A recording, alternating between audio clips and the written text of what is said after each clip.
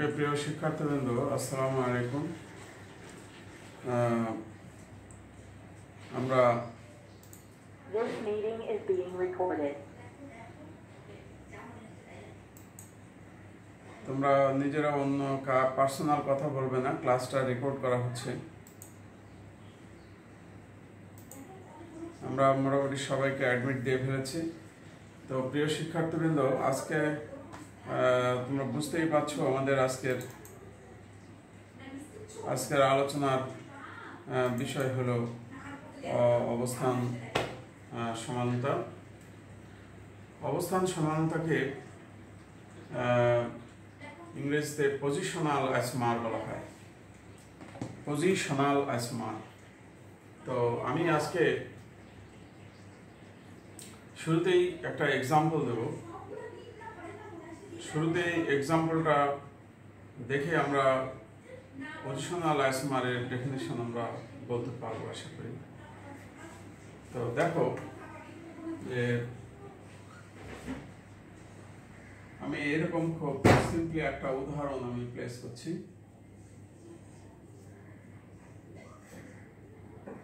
এই যৌগটার নাম হলো তোমার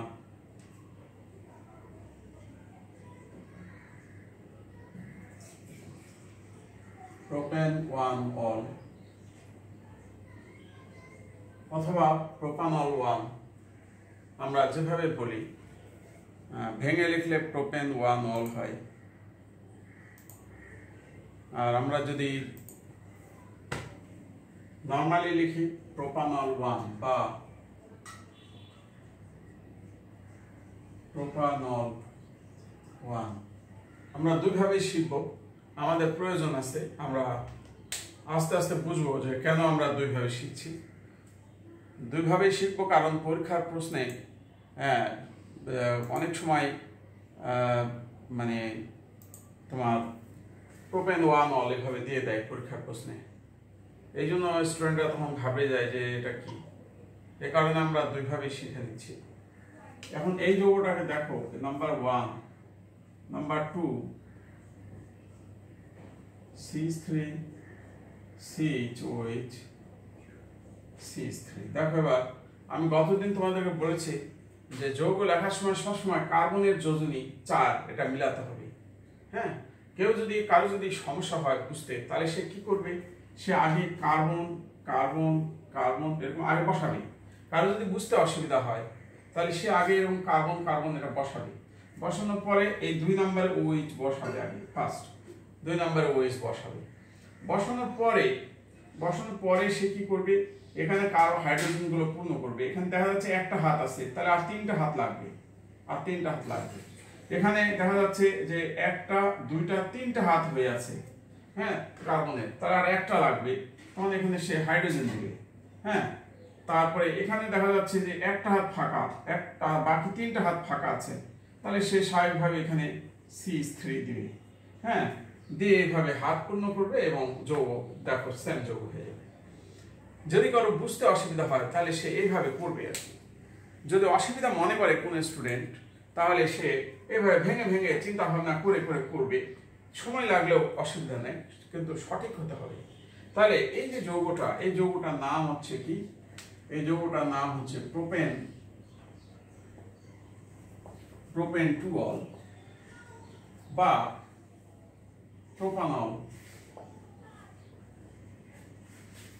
প্রোপানল 2।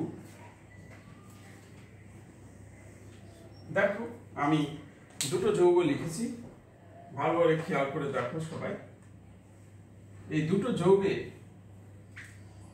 দেখা যাচ্ছে যে কার্যকরী মূলক 1 2 3, দেখো 1 2 3, ভালো করে খেয়াল করে দেখো। কার্যকরী মূলক এখানে 2 নম্বরে অবস্থান করছে, এই কার্যকরী মূলক এখানে 1 নম্বর কার্বনে অবস্থান করছে। এটাকে বলা হয় অবস্থান সমানতা।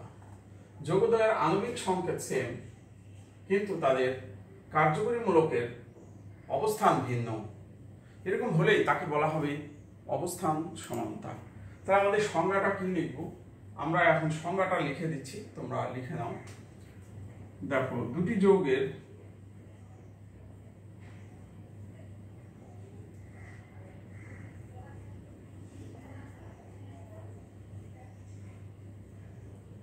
দুটি যৌগের আণবিক সংকেত একই, কিন্তু দুটি যৌগের আণবিক সংকেত একই, কিন্তু তাদের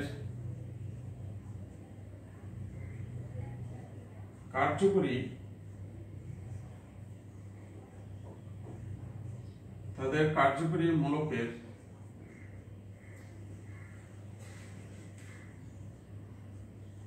অবস্থানের পার্থক্য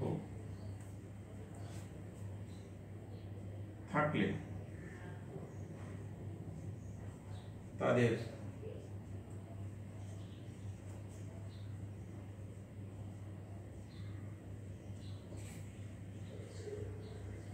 অবস্থান সমাণু বলে। এলো অবস্থান সমাণুর ডেফিনেশন।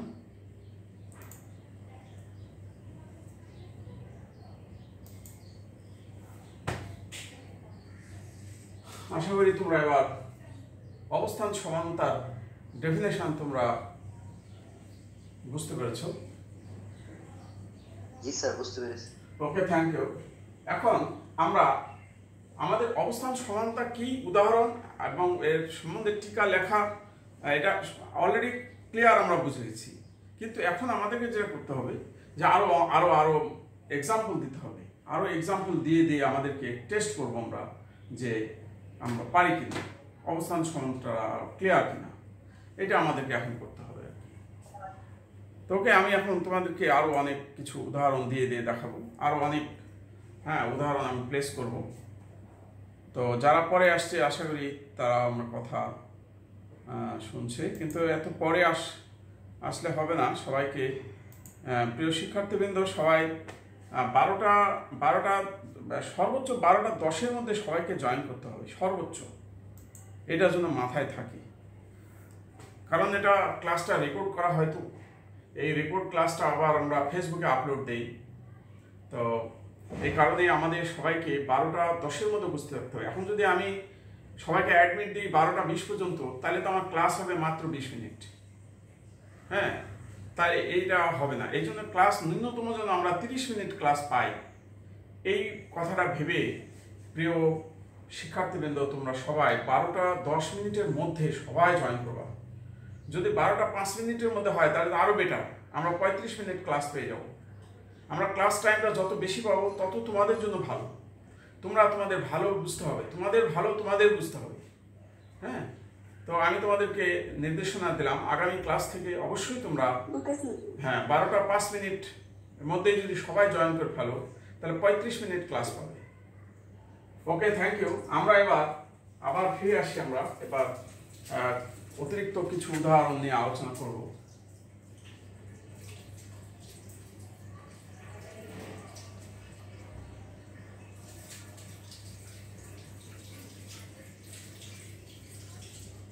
আমরা সংজ্ঞাটা মুছে দিই, সংজ্ঞাটাও আর প্রয়োজন নাই, সংজ্ঞা অলরেডি আমরা সবাই লিখেছি।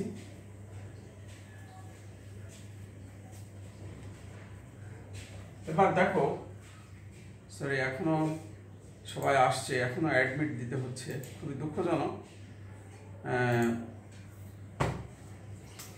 স্যার অন্য কাউকে হোস্ট করে দেন, তাহলে সে দিয়ে দিতে পারবে। আচ্ছা ঠিক আছে, নেক্সট এটা ভাবতে হবে। Thank you so much.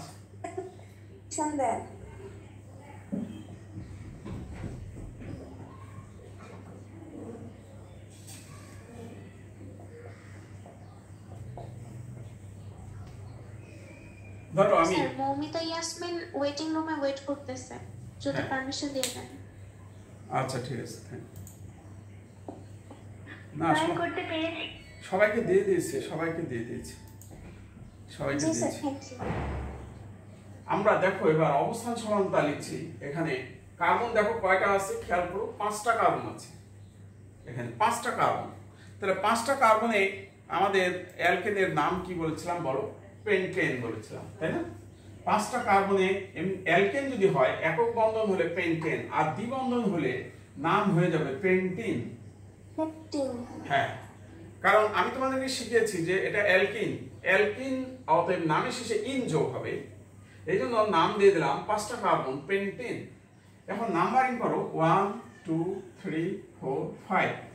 তাহলে দেখো 1 নম্বর কার্বনের দ্বিবন্ধনটা স্টার্ট হয়েছে, এই কারণে লিখবো আমরা পেন্টিন 1, বা এটার আর একটা নাম আমরা লিখতে পারি, দুটোই আমরা শিখে রাখবো, পেন্ট 1 ইন। ভেঙে ভেঙে, এবার ভেঙে ভেঙে লেখাও শিখতে হবে। পরীক্ষার প্রশ্নে কিন্তু দুরকমই থাকে, আমরা যেন ভুল না করি। তাহলে এই যৌগটাকে আমি যদি এবার মনে করো দ্বিবন্ধনটাকে 1 নম্বর কার্বন না রেখে আমি 2 নম্বর কার্বনে রাখবো, তখন তোমরা লিখবা কিভাবে? ধরো অসুবিধা হচ্ছে ডাইরেক্ট লিখতে, তখন তুমি এভাবে কার্বন সংখ্যা 5টা আগে বসিয়ে দেবা। এই দেখো 5টা কার্বন আগে বসালাম। এখন তোমার টার্গেট হচ্ছে 2 নম্বর কার্বনে দ্বিবন্ধন বসাবো। তাহলে 2 নম্বর কার্বনে তুমি দ্বিবন্ধন বসিয়ে দাও।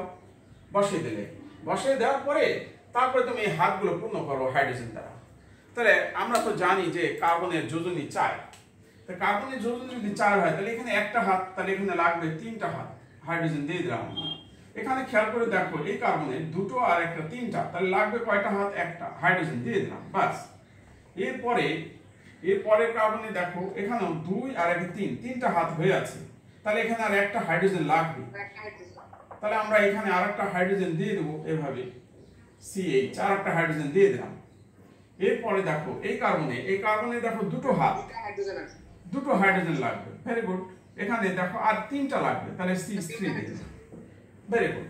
তাহলে এইভাবে আমরা যৌগ লিখে ফেলবো।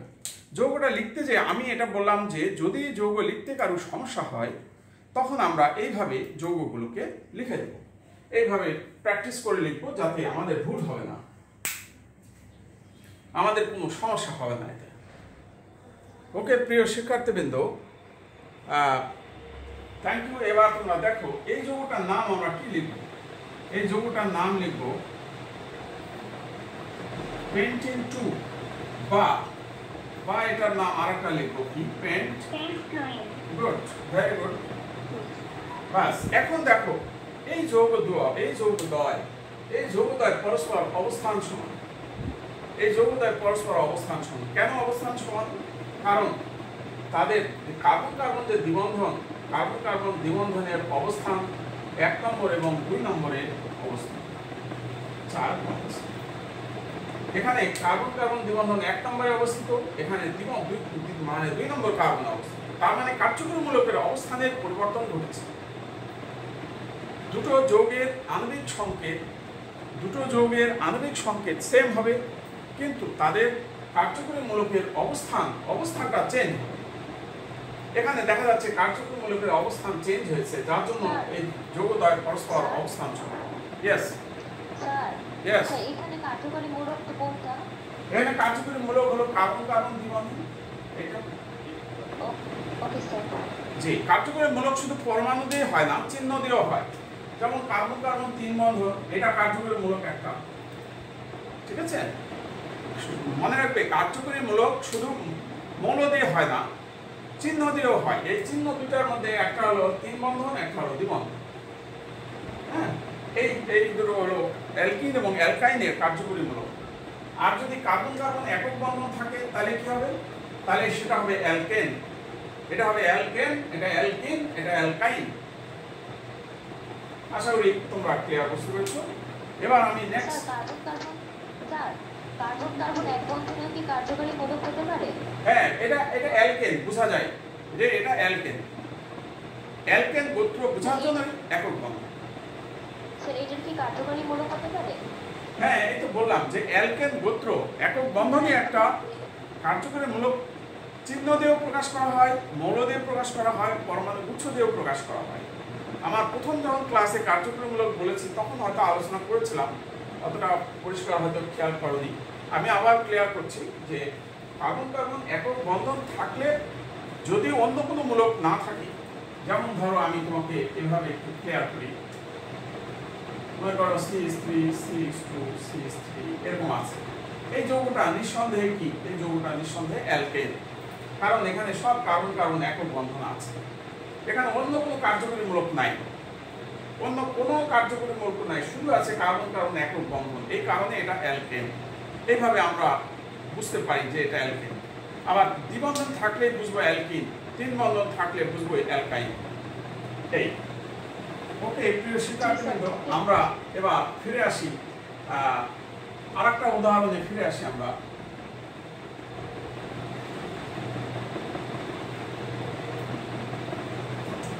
দেখো আমি এবার 4টা কার্বন দিয়ে একটা উদাহরণ দিচ্ছি।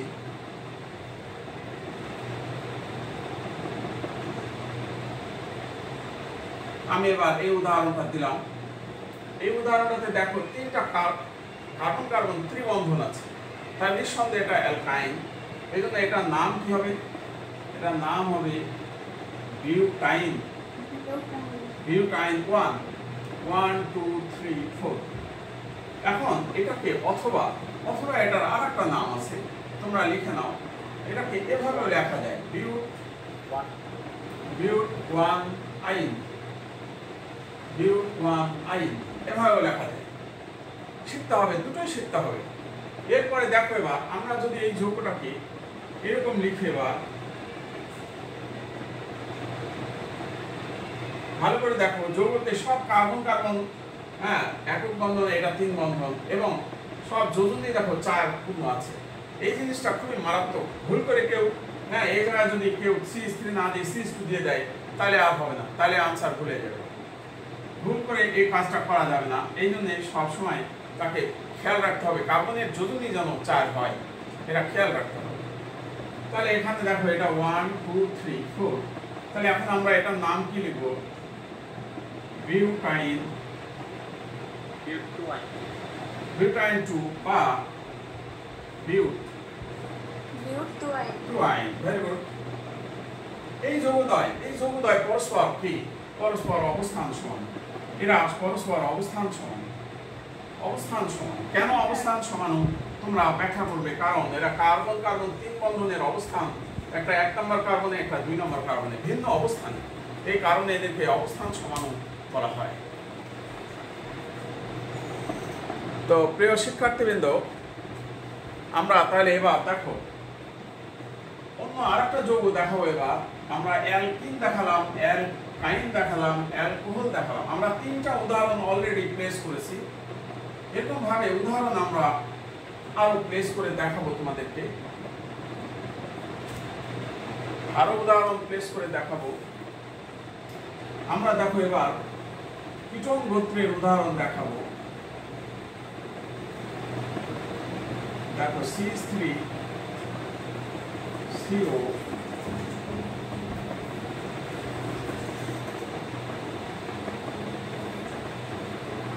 ভালোভাবে খেয়াল করে দেখো যে এখানে নাম্বারিং যদি আমরা করি এই দিক থেকে 1 2 3 4 5, নাম্বারিং এই দিক থেকে করলে হবে না, নাম্বারিং করতে হবে এই দিক থেকে। এই দিক থেকে কেন করলাম?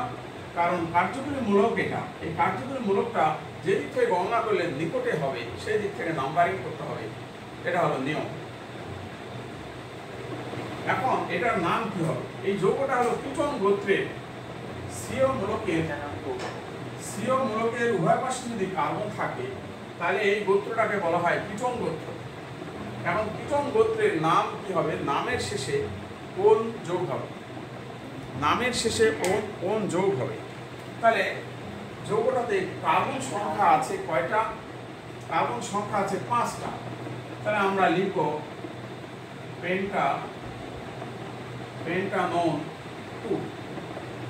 পেন্টানন 2, অথবা এই যৌগটার নাম আরেকভাবে লেখা যায়, হ্যাঁ, পেন্টেন-2-1। এবার পেন্ট-2-1 না, পেন্ট-2-1 দিলে পেন্টন নাম হয়ে যাচ্ছে, পেন্টন হয়ে যাচ্ছে, কিন্তু পেন্টানন হতে হবে। দেখো ভালোভাবে, পেন্টানন, হ্যাঁ, অতএব এখানে দৈত্যান্ন আসবে। এবার এই যৌগটাকে আমি যদি এভাবে লিখি, দেখো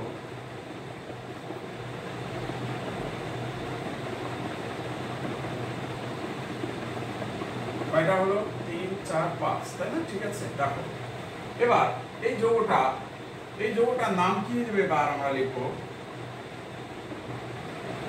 পেন্টানন 3 হবে, রাইট? গুড। অথবা আর লেখার দরকার নাই, তোমরা নিজেরাই বুঝতে পারছো এখন এটার নাম আরেকটা লেখা যায় পেন্টেন 3-1। পেন্টেন 3-1 দন্তান্ন থাকবে এখানে পেন্টেন 3-1। ভালো করে দেখো যৌগটাতে আসছে হলো পেন্টানোন, দুইটা দন্তান্ন, খেয়াল করে দেখবে দুইটা দন্তান্ন আছে, আমার দুইটা দন্তান্ন আসবে এখন, এটা মাথায় রাখতে হবে। তাহলে আমরা এই যৌগদ্বয় পরস্পর আমরা বলবো যে অবস্থান সমান, কারণ কার্যকরীমূলকের অবস্থান এখানে 3 নম্বরে, এখানে হলো কার্যকরীমূলক 2 নম্বরে।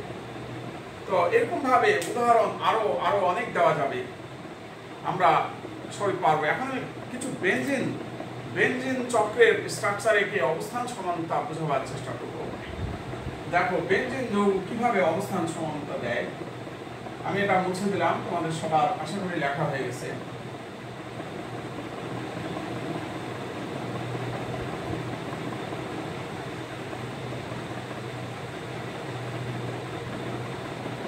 দেখো এবার আমি বেনজিন চক্র এঁকেছি। আমরা নবম দশম শ্রেণীতে বেনজিন যৌগটা সম্বন্ধে সবাই জেনেছি। বেনজিন এইভাবে লিখতে হয়, বেনজিনের আণবিক সংকেত C6H6 আমরা এটাও জেনেছি।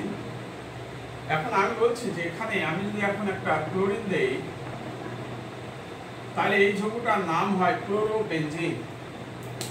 ক্লোরিনের ক্লোরো আর বেনজিনের জন্য বেনজিন, এটা নাম হয়।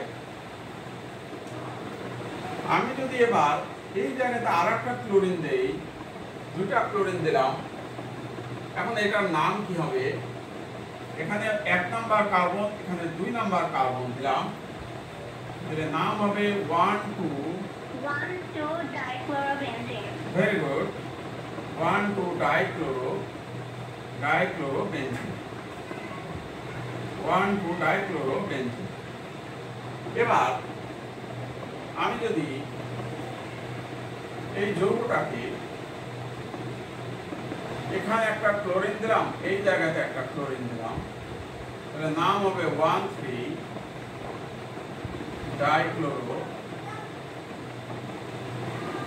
ডাইক্লোরোবেনজিন। আমি যদি এবার এরকম একটা উদাহরণ দেখি,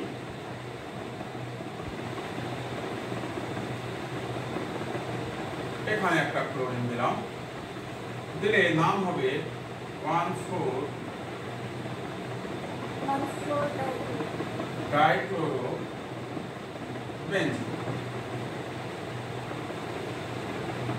প্রিয় শিক্ষার্থীবৃন্দ, তোমরা আশা করি এখন বুঝতে পারছো যে এখান থেকে অবস্থান সমানতা ব্যাখ্যা করা যায়। ক্লোরিন একটা কার্যকরী মূলক, দুটো কার্যকরী মূলকের দেখো এখানে একই কার্যকরী মূলক, একটা অবস্থান হলো 1,2, একটা হলো 1,3। হ্যাঁ, এখানে দেখে বোঝা যাচ্ছে একটা 1,2 পজিশন, একটা 1,3 পজিশন, একটা 1,4 পজিশন, তাহলে পজিশন চেঞ্জ হয়েছে। হ্যাঁ বলো, আতিফ নাম বলো বলো। এটা এখন আমি বলবো না, এখন আমি তোমাদেরকে এটা বলবো না, হয়তো তুমি একটু শিখে গেছো আগে, তোমাকে অসংখ্য ধন্যবাদ। কেউ হয়তো পড়াশোনা বাড়িতে একটু করে শিখে যায়, অতিরিক্ত শিখে ফেলেছে, তাতে আমি খুশি, আমি খুবই গর্বিত।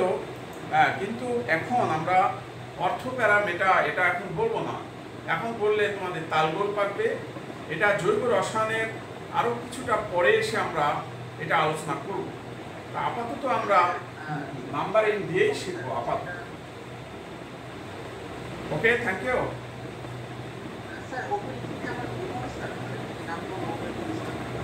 আমি কথা ঠিক বুঝতে পারিনি, আরেকবার বললে ভালো হয়।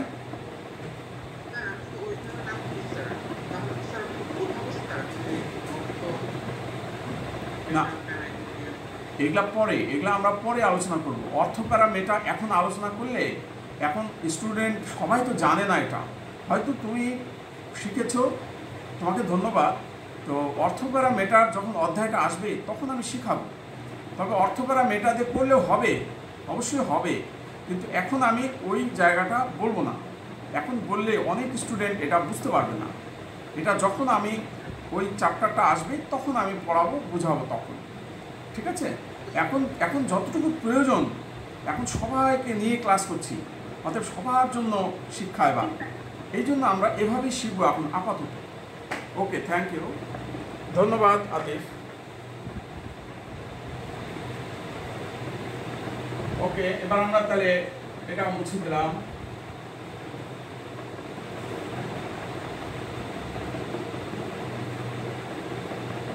এরকম ভাবে বেনজিনের দেখো আরো এক্সাম্পল আমরা এরকম দিতে পারবো, যেমন বেনজিন দিয়ে বললাম যে এখানে নাইট্রো গ্রুপ আছে, এখানে একটা নাইট্রো গ্রুপ আছে, তাহলে এটার নাম কি হবে?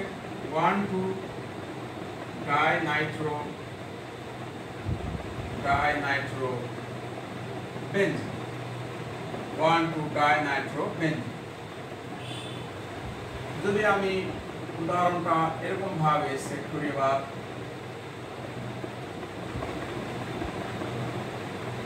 1,3 ডাইনাইট্রো বেনজিন। তারপরে যদি আমরা এবার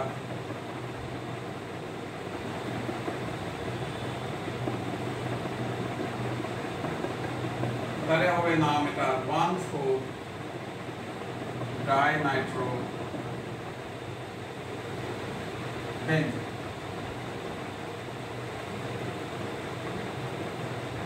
তাহলে এভাবে আমরা দেখো এগুলো সবাই অবস্থান সমান পরস্পরে, এটা আমরা আশা করি সবাই বুঝতে পারছি। তবে আমাদের একজন প্রিয় শিক্ষার্থী যে বললো অর্থ প্যারা, এই কথাটা আমরা পরে দীর্ঘায়িত আলোচনা করব। তো আমি যেহেতু কথাটা বলেছি সেজন্য আমি হালকা একটু ধারণা আপনাদেরকে দিয়ে দিই আজকে, যে অবস্থানটা, মনে করো এটা একটা 1 নাম্বার অবস্থান, এই 1 নাম্বার অবস্থানের পাশে যে অবস্থানটা থাকে এই অবস্থানকে বলে অর্থ পজিশন। অর্থ মানে বলে কাছে, অর্থ মানে নিকটে, এই গ্রুপটার নিকটে আছে, কারণ এই অবস্থানটার নাম বলে অর্থ পজিশন। আর এটা হলো 1 নাম্বার অবস্থান, এই মূলকের থেকে এই মূলকটার দূরত্ব অনেক বেশি, এই জন্য এই অবস্থানটার নাম বলে প্যারা পজিশন। প্যারা মানে দূরে, প্যারা মানে হলো দূরে, আর অর্থ মানে হলো কাছে, অর্থ মানে হলো কাছে, নিকটে, কাছে বা নিকটে। আমি কাছে শব্দটা না বলে নিকটে বলি, নিকটে বললে আরো ভালো হবে তোমাদের জন্য। অর্থ মানে নিকটে, নিকটে মানে এই মূলকটার অতি নিকটে এই অবস্থানটা, এই জন্য এই অবস্থানটার নাম দেওয়া হয় অর্থ। আর এই অবস্থানটা থেকে অনেক দূরে, এটা 180 ডিগ্রি অ্যাঙ্গেলে, এই জন্য এর নাম দেওয়া হয় প্যারা। প্যারা মানে দূরে। আর এই অবস্থানটা 1 নাম্বার অবস্থানের সাপেক্ষে এবং 4 এর সাপেক্ষে হলো একান্ত ভাবে আছে, এই কারণে এই অবস্থানটার নাম বলা হয় মেটা। মেটা মানে হলো একান্ত, মেটা মানে একান্তর বলে। তো যাই হোক, আমরা আশা করি তোমরা এটা ধারণাটা বুঝতে পারছো, পরে আমরা আরো ক্লিয়ার আলোচনা করব, তখন তোমরা আরো ক্লিয়ার হবে। এই কারণে একজন স্টুডেন্ট বলেছে অর্থ প্যারামিটার কথা, তো তোমরা আশা করি এটা বুঝতে পারছো। এটা এভাবে বলা যায়, এভাবে বলা যায়, আমরা এভাবেই শিখে নিই আপাতত। তাহলে আশা করি অবস্থান সমানতা আমরা সব ক্লিয়ার হতে পেরেছি। এখন আমাদের যে সময় আছে, সময় খুবই কম, অল্প সময় আছে, এই সময়ের মধ্যে আমরা দেখো চাকরির যোগের একটা অবস্থান সমানতা দেখানোর চেষ্টা করবো আর কি।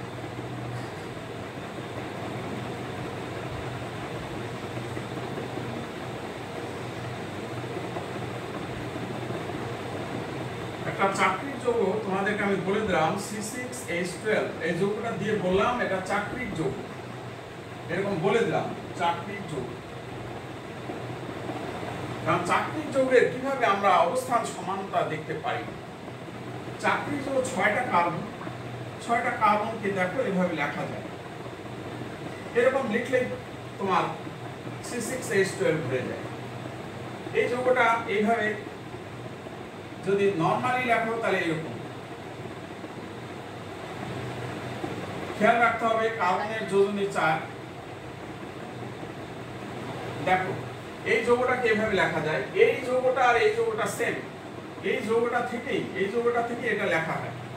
তোমাদেরকে এর আগে বলেছি যে এইভাবে কার্বন কার্বন না লিখে দুইটা রেখা মিলিত বিন্দু হলেই সেটা কার্বন, আর যতটা হাইড্রোজেন থাকার কথা ততটা হাইড্রোজেন আছে, লুকায়িত আছে, এটা বলা লাগে না, লেখাও লাগে না।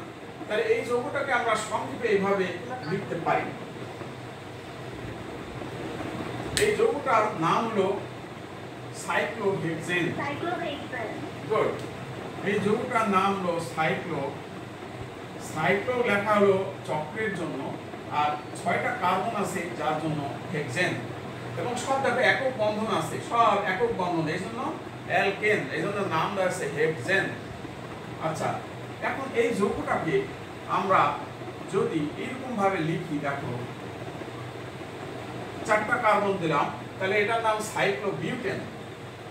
আমি এখানে একটা মিথাইল মূলক দিলাম, এখানে একটা মিথাইল মূলক দিলাম। এই যৌগটাও দেখো নাম হয়ে যাবে, কি নাম হবে? 1,2 ডাইমিথাইল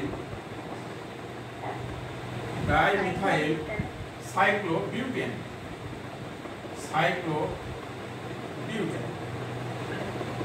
এবার দেখো এই যৌগটাকে আমরা আরো ভাবে লিখতে পারবো, এরকম আরেক ভাবে লিখতে পারবো আমরা। এখানে যদি CH3 দেই আর এখানে যদি CH3 দেই, তাহলে দেখো এটা যদি 1 হয়, এটা 2, এটা 3, তাহলে এর নাম হবে 1,3 ডাইমিথাইল সাইক্লোবিউটেন।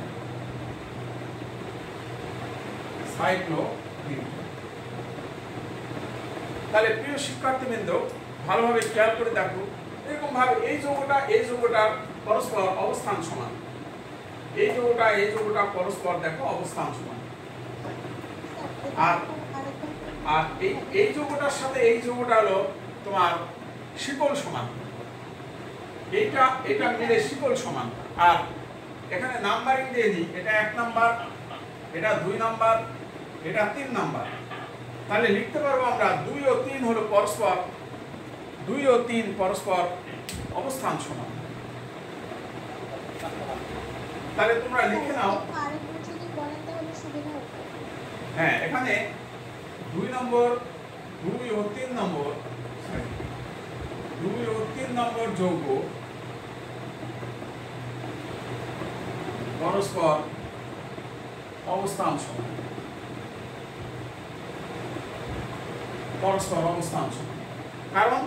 কারণ মিথাইল মূলকের অবস্থান দেখো, এটা 1, 2, আর এখানে মিথাইল মূলকের অবস্থান 1, 3, মানে মূলকের অবস্থানের পার্থক্য হয়েছে, এই কারণে এটা হলো অবস্থান সমান। কিন্তু 1 নাম্বারের সাথে 2 নাম্বারটা কোন ধরনের সমান হবে? যদি বলে 1 ও 2 নাম্বার যৌগ কোন ধরনের সমান হবে? শিকল সমান, এটা শিকল সমান হবে। যদি বলো যে 1 ও 3 নাম্বার কোন ধরনের সমান হবে? এটাও শিকল সমান হবে, শিকল সমান। ভেরি গুড, তোমরা বুঝতে পেরেছো। তো প্রিয় শিক্ষার্থীবৃন্দ, আজকে আমাদের ক্লাসের সময়সীমা শেষ। তো তোমাদের আবারও শুভেচ্ছা জানাই, আবারও ধন্যবাদ জানাই আজকের ক্লাসে উপস্থিতির জন্য। আমরা আগামী দিনে নেক্সট ক্লাস আমাদের রবিবার সকাল 10টায় তোমাদের সবার সঙ্গে দেখা হবে। আগামী দিনে আমাদের পড়ানোর বিষয় হলো মেটামার অ্যান্ড টটোমার।